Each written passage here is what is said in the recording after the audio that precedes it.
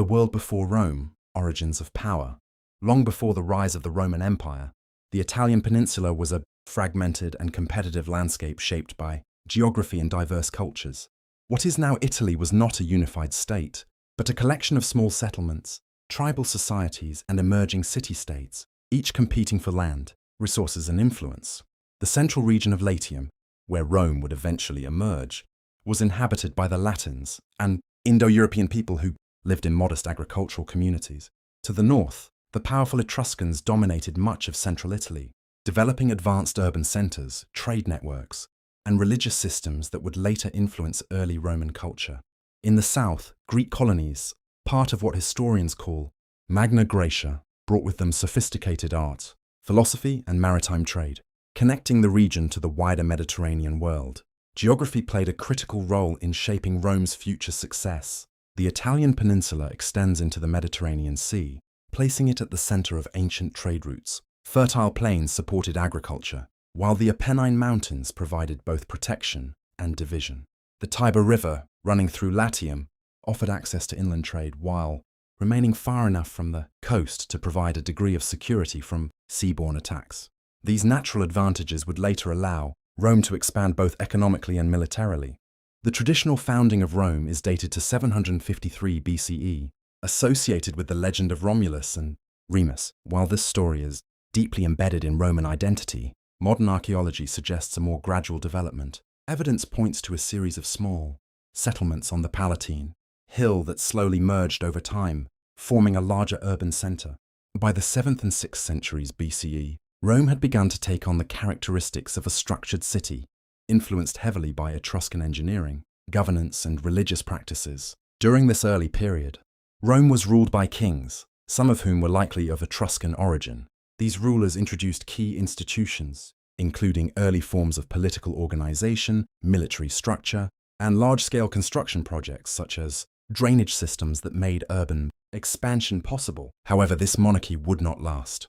What set Rome apart from many of its neighbors was not immediate dominance, but its capacity to adapt, absorb, and reorganize. It adopted elements from surrounding cultures, refined them, and integrated them into a flexible system that could evolve with changing circumstances. By the end of the 6th century BCE, Rome was no longer just another settlement in central Italy. It was becoming something more, positioned geographically, culturally, and politically for expansion. The stage was set for a transformation that would reshape not only Italy, but the entire Mediterranean world. Chapter 2. From Republic to Rising Power.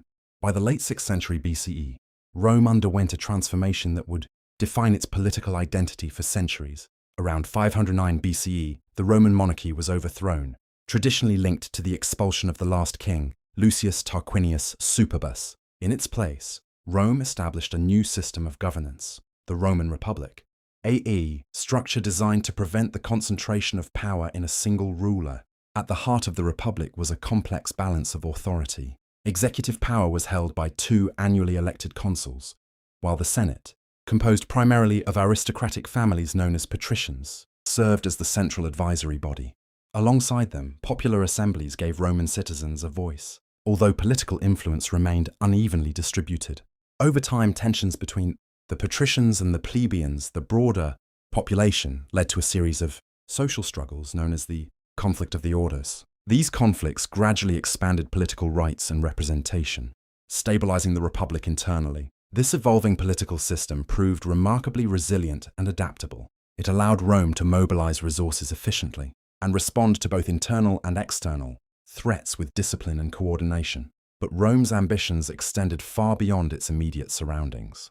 Throughout the 5th and 4th centuries BCE, Rome engaged in a series of conflicts with neighboring tribes and city-states across the Italian peninsula. These wars were not always decisive victories, but Rome demonstrated an unusual persistence. Defeat did not end its campaigns. Instead, Rome regrouped, reorganized, and returned stronger. This resilience became one of its defining characteristics. A key factor in Rome's expansion was its approach to alliances. Rather than simply destroying defeated enemies, Rome often integrated them into its system. Some communities were granted partial citizenship, while others became allies, obligated to provide military support. This network of alliances created a growing pool of manpower and loyalty, strengthening Rome's position across Italy. By the early 3rd century BCE, Rome had established dominance over much of the peninsula. However, this expansion brought it into conflict with one of the most powerful states in the western Mediterranean, Carthage. The resulting Punic Wars would test Rome on an entirely new scale. The Second Punic War, beginning in 218 BCE, remains one of the most critical moments in Roman history. The Carthaginian general Hannibal Barca led an unprecedented abiyan, crossing the Alps with his army and war elephants to invade Italy directly. Over the next several years, Hannibal inflicted devastating defeats on Roman forces, including the catastrophic Battle of Cannae in 216 BCE. Despite these losses, Rome refused to surrender. Instead of seeking a quick resolution, it adopted a strategy of attrition, avoiding direct confrontation while rebuilding its forces. Meanwhile, Roman armies carried the war into Spain and eventually North Africa. In 292 BCE, the Roman general Scipio Africanus defeated Hannibal at the Battle of Zama, bringing the war to an end. The victory over Carthage marked a turning point. Rome was no longer just a regional power, it had become a dominant force in the Mediterranean. In the following decades, it expanded into Greece, Asia Minor and beyond, accumulating wealth, territory and influence. Yet beneath this success, new challenges were emerging. Rapid expansion brought immense wealth into Rome, but it also created deep inequalities and political instability. The system that had once ensured balance was beginning to strain under the weight of its own success. The Republic had risen through discipline, structure, and adaptability, but the very forces that fueled its growth were now setting the stage for its transformation, an eventual crisis. Chapter 3. The empire is born, power becomes absolute. By the 1st century BCE, the system that had defined Rome for centuries, the Republic, was under increasing strain.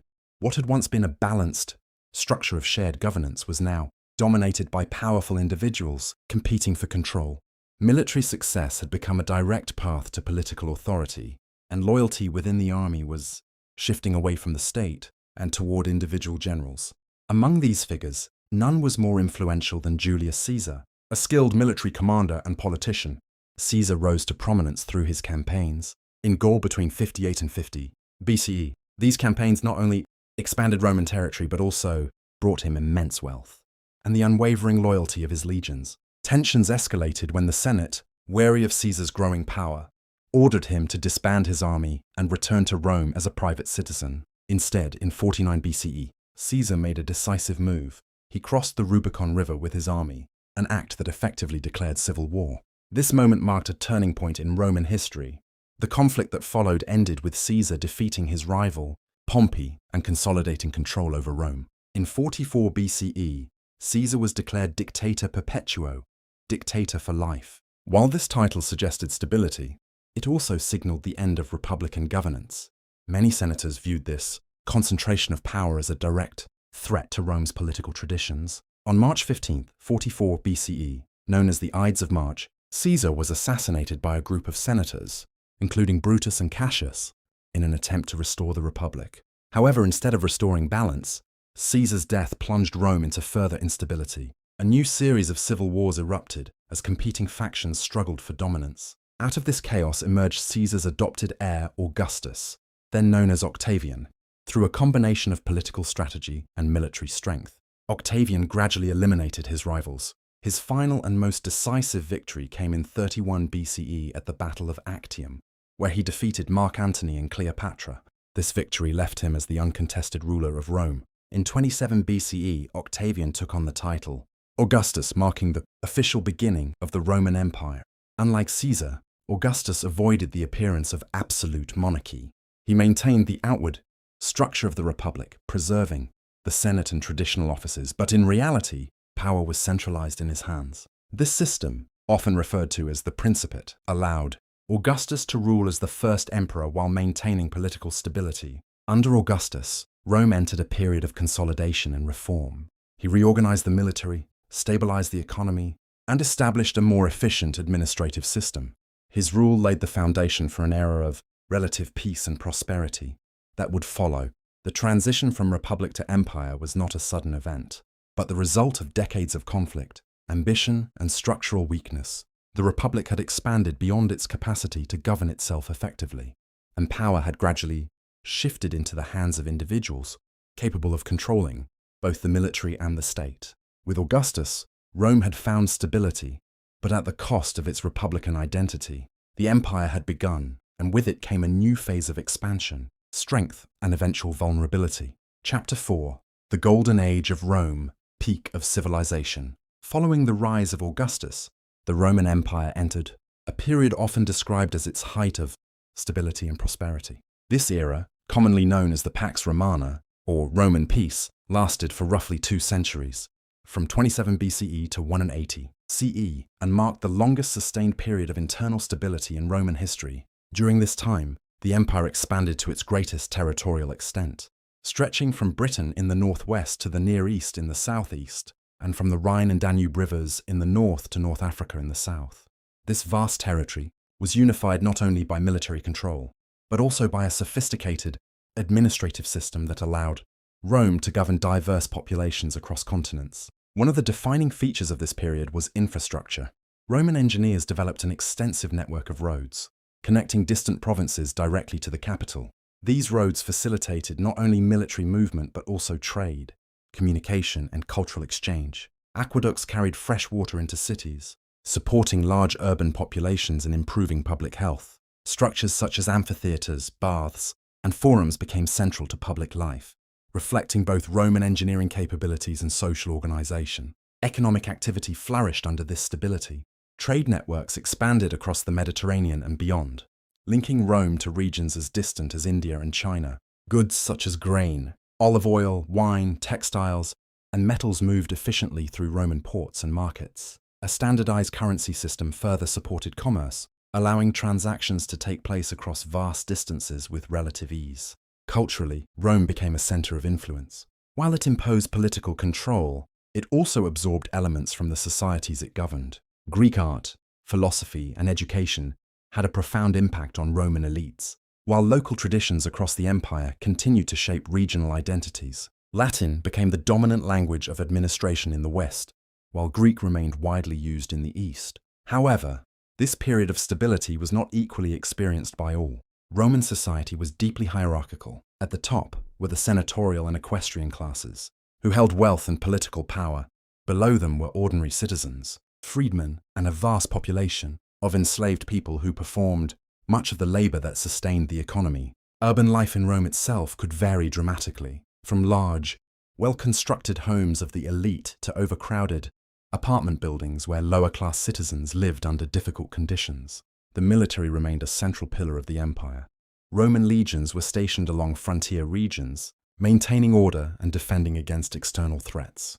Their presence ensured stability but also required constant funding and resources. Over time, maintaining such a large military force would become increasingly demanding. Despite these underlying inequalities and pressures, the Pax Romana created the impression of permanence. The empire appeared stable, organized, and capable of sustaining itself indefinitely. Political transitions, particularly during the period of the 5 good emperors, were relatively smooth, and governance remained effective across most regions. Yet beneath this stability, long-term structural challenges were beginning to form. Economic disparities, reliance on continuous expansion, and the growing complexity of governing such a vast territory would eventually place strain on the system. At its peak, Rome stood as one of the most powerful and organized civilizations in history, but the very scale of its success would soon begin to test the limits of its control. Chapter 5. Cracks beneath the surface. By the late 2nd century CE, the stability that had defined the Pax Romana began to weaken. The Roman Empire still appeared powerful on the surface, but internally, a series of structural problems were emerging. Gradual, complex, and increasingly difficult to control. One of the most significant issues was political instability. After the death of Emperor Marcus Aurelius in 180 CE, the pattern of orderly succession began to break down. Instead of stable transitions, the empire experienced a cycle of short reigns, assassinations, and power struggles. Emperors were often elevated by the military rather than chosen through established political processes, shifting the balance of power away from traditional institutions. This instability reached a critical point during the 3rd century CE, a period often referred to as the crisis of the 3rd century. Between 235 and 284 CE, Rome saw more than 20 emperors, many of whom ruled only briefly before being overthrown or killed. This constant turnover weakened central authority and disrupted governance across the empire. At the same time, economic conditions were deteriorating. Maintaining the empire's vast military and administrative systems required enormous financial resources. As expansion slowed, Rome could no longer rely on new conquests to supply wealth and slaves. In response, emperors increased taxes, placing a heavy burden on citizens, particularly in rural areas. Inflation also became a serious problem. The Roman government began to reduce the silver content in its coinage to produce more currency, which led to a loss of confidence in money and rising prices. Trade, which had once flourished across the empire, began to decline as economic uncertainty spread. Social inequality further intensified these challenges. Wealth remained concentrated among the elite, while many ordinary citizens faced declining living conditions. Small farmers, unable to compete with large estates owned by wealthy landowners, often lost their land and became dependent on the elite for survival. This shift weakened the economic independence that had once supported Roman society. The military, once a source of strength, also became a growing burden. Defending the empire's extensive borders required a large and permanent army. Soldiers demanded higher pay and better conditions, increasing pressure on the state's finances. At the same time, loyalty within the army continued to shift toward individual commanders, rather than the empire itself, contributing to further political instability. Externally, Rome faced increasing pressure from various groups along its borders. Germanic tribes in the north and Persian forces in the east tested Roman defenses more frequently. While these threats were not immediately overwhelming, they required constant attention and resources, stretching the empire's capacity to respond effectively. The combination of political chaos, economic decline, social inequality, and military pressure created a system under strain. None of these issues alone caused immediate collapse, but together they weakened the foundations that had sustained Rome's power for centuries. What made this period particularly significant was that many of these problems were internal. The empire was not yet falling to external enemies. It was being weakened from within. The structures that had once ensured stability were no longer functioning as effectively as they had in the past.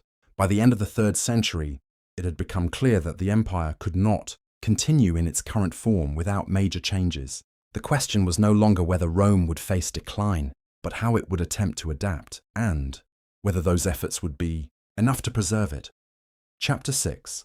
The Empire Divides. Beginning of the End. By the late 3rd century CE, the internal crises facing the Roman Empire had reached a point where structural reform was no longer optional. It was necessary for survival. The empire had grown too vast, too complex, and too unstable to be governed effectively under a single centralized authority. In response, a series of reforms were introduced that would fundamentally change the nature of Roman rule. The most significant of these reforms came under Emperor Diocletian, who rose to power in 284 CE, recognizing the difficulty of managing such an expansive territory. Diocletian introduced a system known as the Tetrarchy. This system divided authority among 4 rulers, 2 senior emperors, known as Augusti, and 2 junior emperors, known as Caesars. Each governed a different region of the empire, allowing for faster military response and more localized administration. While the Tetrarchy brought temporary stability, it also marked a clear departure from the unified structure that had previously defined Rome. Power was no longer concentrated in a single figure but distributed across multiple leaders, each with their own base of support. Although intended as a solution, this division introduced new tensions, particularly when questions of succession arose. Following Diocletian's abdication in 305 CE, conflicts between rival emperors quickly emerged. The system he created proved difficult to maintain without strong central coordination. Out of these struggles, one figure eventually rose to dominance: Constantine the Great. In 312 CE, Constantine secured his position after the Battle of the Milvian Bridge, a decisive conflict that consolidated his control over the western part of the empire. He later became the sole ruler and introduced further changes that would have long-term consequences. One of his most important decisions was the establishment of a new capital in the east, Constantinople, founded in 330 CE on the site of the ancient city of Byzantium. This shift of political and administrative focus toward the eastern regions reflected the changing realities of the empire. The eastern provinces were wealthier, more urbanized, and better defended, while the western regions faced increasing economic and military difficulties. Over time, this imbalance would deepen. After Constantine's death, the division between East and West became more permanent. By 395 CE, under Emperor Theodosius III, the empire was formally split into two separate entities, the Western Roman Empire and the Eastern Roman Empire. While they shared cultural and historical roots, they developed along different paths. The Eastern Empire, with its capital at Constantinople, maintained stronger economic and administrative systems. The Western Empire, centered in cities like Rome and later Ravenna, struggled with declining resources, weaker defenses, and increasing external pressure. The division of the empire was not originally intended as a step toward collapse. It was a practical solution to governance challenges. However, it also reduced the ability of the empire to function as a unified power. Resources were divided, coordination became more difficult, and the western half, in particular, became increasingly vulnerable. What had once been a single, dominant force across the Mediterranean was now two distinct entities, each facing its own challenges. The reforms had stabilized the empire temporarily, but they had also set the stage for a future in which unity would be difficult to restore and decline would become harder to prevent. Chapter 7. Enemies at the Gates. By the late 4th and early 5th centuries CE, the western half of the Roman Empire was facing increasing external pressure along its borders. While internal instability had already weakened the empire, new waves of migration and invasion placed additional strain on a system that was struggling to maintain control. One of the most significant developments during this period was the movement of Germanic tribes across Roman frontiers. These groups, including the Visigoths, Vandals, and Ostrogoths, were not initially unified enemies but a collection of societies responding to shifting conditions beyond Rome's borders. Pressures from other migrating groups, particularly the Huns moving westward from Central Asia, forced many of these tribes toward Roman territory in search of safety and stability. In 376 CE, a large group of Visigoths was allowed to cross the Danube River into Roman lands under an agreement with the imperial government. However, poor administration, corruption, and mistreatment led to unrest. Within 2 years, this tension escalated into open conflict. In 378 CE, Roman forces faced the Visigoths at the Battle of Adrianople, where the Roman army suffered a major defeat and Emperor Valens was killed. This battle marked a turning point, demonstrating that Rome could no longer reliably defend its borders against large-scale incursions. Following this defeat, the empire increasingly relied on negotiated settlements with these groups, often granting them land within its borders in exchange for military service. While this strategy provided short-term stability, it also reduced direct Roman control and created semi-autonomous regions within the empire. The situation continued to deteriorate in the early 5th century. In 410 CE, the Visigothic King Alaric led his forces into Italy and carried out the sack of Rome. Although the city had lost much of its political importance by this time, the symbolic impact was immense. Rome had not been captured by a foreign enemy in nearly 800 years. The event sent shockwaves throughout the empire and beyond, undermining confidence in Rome's ability to defend itself. Other groups followed similar paths. The Vandals moved through Gaul into the Iberian Peninsula and eventually crossed into North Africa, where they established control over key territories, including the city of Carthage in 439 CE. This loss was particularly damaging, as North Africa had been one of the empire's primary sources of grain and revenue. At the same time, Roman military capacity continued to decline. Recruiting and maintaining a large, disciplined army became increasingly difficult due to economic strain and political instability. The empire relied more heavily on non-Roman soldiers, including members of the same groups it was attempting to control. Loyalty in these forces was often tied to individual leaders rather than the central government. In 451 CE, Roman forces, alongside allied groups, managed to halt the advance of Attila the Hun at the Battle of the Catalonian Plains. While this was a temporary success, it did little to reverse the broader pattern of decline. By this stage, the Western Roman Empire was no longer confronting isolated threats, but a series of sustained pressures across multiple fronts. Its ability to respond effectively was limited by weakened institutions, reduced resources, and fragmented authority. The empire was no longer expanding or stabilizing, it was reacting. And with each new incursion, its capacity to recover diminished further. Chapter 8. The Fall of the Western Roman Empire.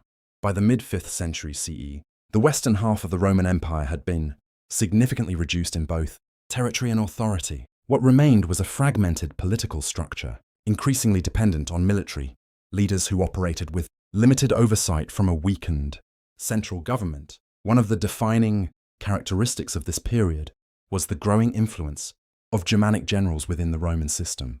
Figures such as Ricimer held real power behind the throne, controlling military forces and effectively deciding who would serve as emperor. These emperors, often installed and removed at the discretion of military elites, lacked both independence and long-term authority. The imperial office itself had become unstable. Emperors ruled briefly, often facing internal opposition, limited resources, and little control over distant provinces. The administrative structures that once allowed Rome to govern vast territories had eroded, and communication between regions had become increasingly unreliable. Territorially, the Western Empire had already lost much of its control. Britain had been abandoned earlier in the 5th century. Large parts of Gaul and Spain were under the influence or direct control of Visigothic and other Germanic groups. North Africa, once a critical source of grain and economic stability, had been lost to the Vandals. Italy itself, the core of Roman identity, remained under Roman control but faced constant pressure. In this context, the final phase of the Western Empire unfolded. In 475 CE, a military commander named Orestes seized power and installed his young son, Romulus Augustulus, as emperor. The choice of name, Romulus, recalling the legendary founder of Rome, and Augustus, the title of its first emperor, was symbolic, but the authority behind it was minimal. Orestes soon faced opposition from within his own ranks. A group of federate soldiers, many of whom were of Germanic origin, demanded land in Italy as payment for their service. When Orestes refused, they revolted under the leadership of Odoacer. In 476 CE, Odoacer defeated Orestes and deposed Romulus Augustulus. Rather than appointing a new Western emperor, Odoacer declared himself ruler of Italy and sent the imperial insignia to the Eastern Roman Emperor in Constantinople. This act is traditionally marked as the end of the Western Roman Empire. However, the fall of Rome was not a single, sudden ghatna, but the result of a long process of decline. By 476 CE, the structures of imperial power in the West had already weakened to the point where the removal of the last emperor was more symbolic than transformative. Many aspects of Roman administration, law, and culture continued under new rulers. The significance of 476 CE lies in what it represents: the end of centralized Roman authority in the West. The empire that had once dominated the Mediterranean world no longer existed as a unified political entity. What remained was a landscape of successor kingdoms, many of which continued to operate within the framework of Roman systems. The legacy of Rome did not disappear, but its political structure in the West had come to an end. Chapter 9. The Empire that Never Truly Died.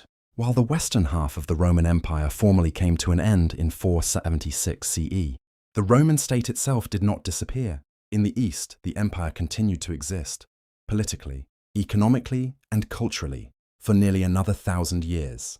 This continuation is known to modern historians as the Byzantine Empire, though its people still identified themselves as Romans. Centered in the city of Constantinople, founded by Constantine the Great in 330 CE, the Eastern Roman Empire maintained a level of stability that the West had been unable to preserve. Its strategic location between Europe and Asia allowed it to control key trade routes, contributing to a more resilient economy. Unlike the Western provinces, the Eastern territories were more urbanized, wealthier, and better defended. The Eastern Empire retained many core elements of Roman governance. It preserved the administrative structure, legal systems, and military organization that had developed over centuries. One of its most significant contributions came under Emperor Justinian I in the 6th century CE, who ordered the compilation of Roman laws into a unified legal code. This body of law would later influence legal systems across Europe and beyond.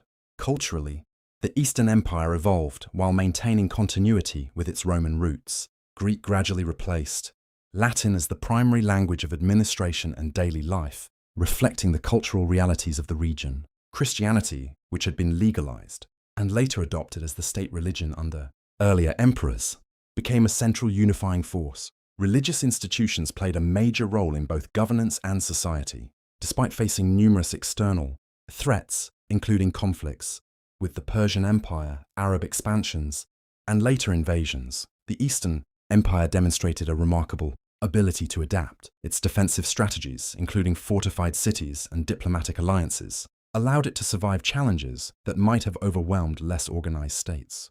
Meanwhile, in the former Western territories, Roman influence remained deeply embedded. Successor kingdoms established by groups such as the Visigoths, Ostrogoths, and Franks often adopted Roman administrative practices. Latin continued to be used in legal and religious contexts, and Roman infrastructure, roads, cities, and institutions remained in use long after imperial authority had ended. The concept of Rome also persisted as an idea. Later rulers and states sought to associate themselves with Roman legitimacy. In 800 CE, Charlemagne was crowned Emperor of the Romans in Western Europe, reflecting an ongoing effort to revive or claim the legacy of Roman authority. The fall of the Western Roman Empire did not mark the end of Rome as a civilization. Instead, it marked a transformation. The structures changed, the centers of power shifted, but the legacy of Rome endured, adapted, preserved, and carried forward into new historical contexts. Chapter 10. The real reason Rome fell, a system that could not sustain itself. The fall of the western half of the Roman Empire in 476 CE has often been attributed to dramatic events, barbarian invasions, military defeats, or the deposition of the last emperor. However, these events were not the root cause of Rome's collapse. They were the final stages of a much longer process, driven by structural weaknesses that had developed over centuries. At its core, the Roman system had expanded beyond what it could effectively manage. The empire's success was built on continuous growth. Territorial expansion brought wealth, resources, and labor, but once expansion slowed, this model became unsustainable. Without new territories to absorb costs and supply resources, the empire faced increasing financial strain. The economic system struggled under the weight of maintaining a vast military and administrative network. High taxation became necessary to support these structures, placing pressure on local populations and reducing economic productivity. Inflation further destabilized the system, weakening trade and diminishing confidence in currency. Politically, the shift from a republican system to imperial rule created long-term instability. While emperors could provide strong leadership, the system lacked a consistent and reliable method of succession. This led to repeated power struggles, civil wars, and short-lived reigns. Particularly during periods of crisis, authority became tied to military coups rather than institutional stability. The military itself, once a source of unity and discipline, became increasingly fragmented. Loyalty shifted from the state to individual commanders, and the reliance on non-Roman recruits altered the composition and cohesion of the Uljish. As resources declined, maintaining a strong, centralized force became more difficult. Socially, the empire experienced growing inequality. Wealth remained concentrated among elites. While many citizens faced economic hardship, this imbalance weakened social cohesion and reduced the ability of communities to support the state. Over time, local identities and loyalties became more significant than allegiance to a distant imperial government. External pressures did play a role, but they were effective largely because of these internal weaknesses. The movements of groups such as the Visigoths and Vandals exposed vulnerabilities that already existed. The empire was no longer capable of responding with the same coups and organization that had defined its earlier expansion. The division between the Eastern and Western empires further complicated the situation. While the East maintained stronger economic and administrative systems, the West lacked the same resources and stability. This imbalance made the Western empire more susceptible to collapse when faced with sustained challenges. Ultimately, the fall of Rome was not the result of a single event or enemy. It was the outcome of a system that could no longer sustain itself under the pressures it had created. The structures that once supported expansion and dominance became increasingly difficult to maintain in a changing world. Rome did not fall in a single moment. It declined over generations. Its collapse was gradual, shaped by decisions, conditions, and limitations that accumulated over time. What remains significant is not just that Rome fell, but why. Its history demonstrates how even the most powerful and organized systems can weaken when internal balance is lost and adaptation fails to keep pace with change.